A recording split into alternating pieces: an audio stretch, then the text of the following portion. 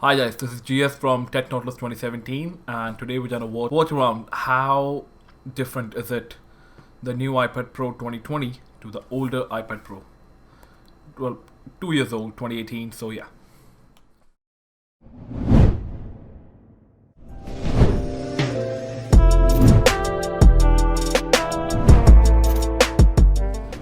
So like it was leaked long before. It's like a common thing now.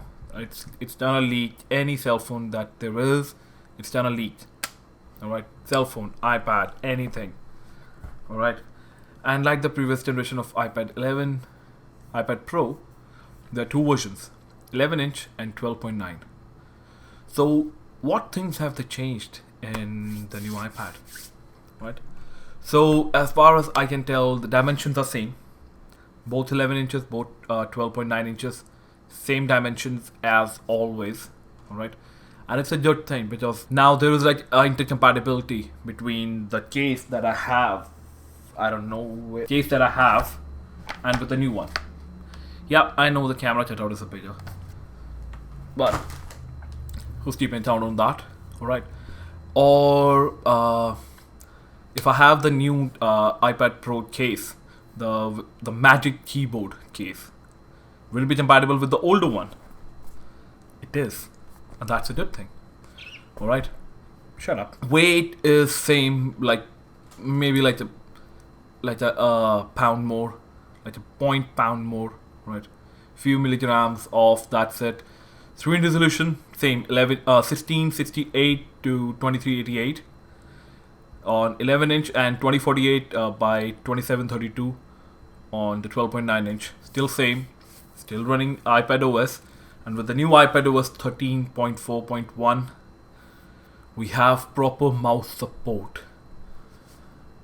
Love it. Now I can even edit my like videos like these one on my iPad if I want to. Right, and I can even like I love editing my photos on this. Like I can edit anything with, no doubt I have the pencil, but a mouse support is a mouse support anyhow.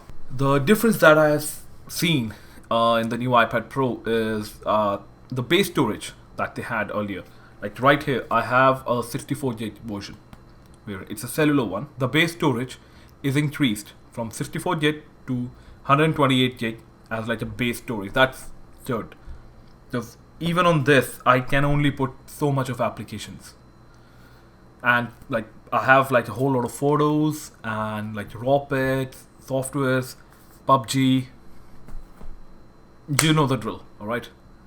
And the RAM earlier it used to be like this one have a 4 GB RAM, and the 12.9 have a 6 GB of RAM. I'm not 100% sure. Maybe no, it's depending on the storage.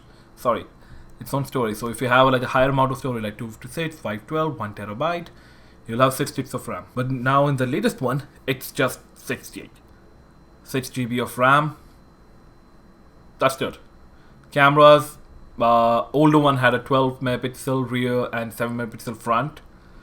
The new one have a dual 12 megapixel camera plus a 10 megapixel ultra wide with LiDAR sensor.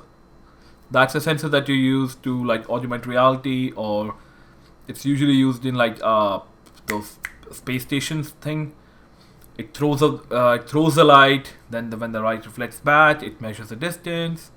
So yeah, I will not get too technical on that. Alright, same camera, 4K 60, 720 240, 1080 240. Sorry, now it's 1080 240, but I don't think anyone is using this for slow-mo. I highly doubt that someone is using this $1,000 piece for slow-mo videos. No. USB-C, love it. Alright, no fingerprint sensor because the Face ID on it is massively beautiful. I don't have to touch anything, I just have to tap on screen, unlock. Done. And same pricing. Alright, same and everything. The main difference that I can see is the processor. So they have changed, like they've given it to like a new name. On this one, it's A12X Bionic. On the new one, it's A12Z. I'm not sure whether what Apple is doing, and no one actually knows what Apple is doing. So it's better to just like keep it that way. Not gonna lie. So is it worth it to upgrade to a new iPad if you have the 2018 model? As far as I think, no. Here are my points. Battery same on a 12.9 inch, it's 36.71 watt hour. But on the 11 inch, it used to be 29.45 watt hour. Now it's 28.65. No doubt it's minute change, right? But a change is a change, right?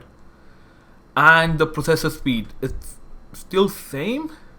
You can check out other reviewers, like they have done much better job than me. Because I'm just like a talking head. Alright, they have actually done their research. They have actually like they had the both iPads in the hand, so they could like run everything. That yes, it's this fast, this much time, and all that. Right? I'm just saying whatever I have in my mind. Whatever I've like listened by the time. Alright, and the best thing for me, if you're looking for an iPad now, alright, if you don't have an iPad and you want like an iPad Pro, go for it. Go for 11 inch, alright, or 12.9 if you have money to spend. It's $1,000 plus, and 800 for the 11 inch. So in the end, I don't think there is much comparison between these two, because they're relatively same. Basic differences, yes, but if you have an older one, I would not suggest you to upgrade to a new one. I know I'm not gonna upgrade. All right, I'm keeping it. But if you're planning to buy a new iPad, think about it. All right. Catch you in the next one. I know I'm not making like a huge video at this moment, but I am trying to get back to the saddle. Alright? Cheers. Ciao.